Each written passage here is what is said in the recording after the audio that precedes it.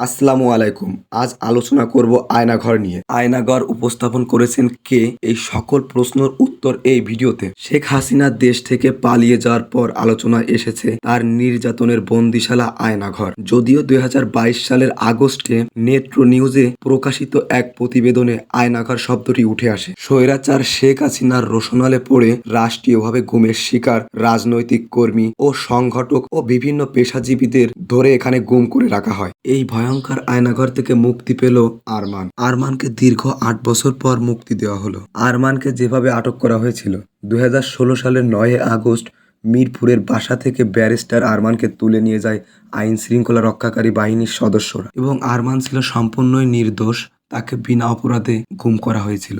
এই আয়নাঘর গোপন বন্দিশালা এটা সম্পূর্ণ নিয়ন্ত্রণ করা হয় গোয়েন্দা সংস্থার মাধ্যমে। শেখ হাসিনার শাসনকালে ২০০৯ সাল থেকে ২০২১ সালের সেপ্টেম্বর পর্যন্ত সেখানে মোট ৬০৫ জনকে গোপনে বন্দী করে রাখা হয়েছিল। হাসিনা দ্বিতীয়বার বাংলাদেশের প্রধানমন্ত্রী হয়েছিলেন ২০০৯ সালের জানুয়ারি মাসে, অর্থাৎ তার শাসনকালে আয়নাঘরের শুরু। তথ্য বলেছে ওই বন্দীদের মধ্যে ৮১ জনের মৃত্যু হয়েছে। এটার মাধ্যমে জানা যায় এটি ২০০৯ সালে নির্মাণ করা হয়েছিল। আয়নাঘরটি বাংলাদেশের ঢাকা সেনানিবাস এলাকায় অবস্থিত বলে ধারণা করা যায়।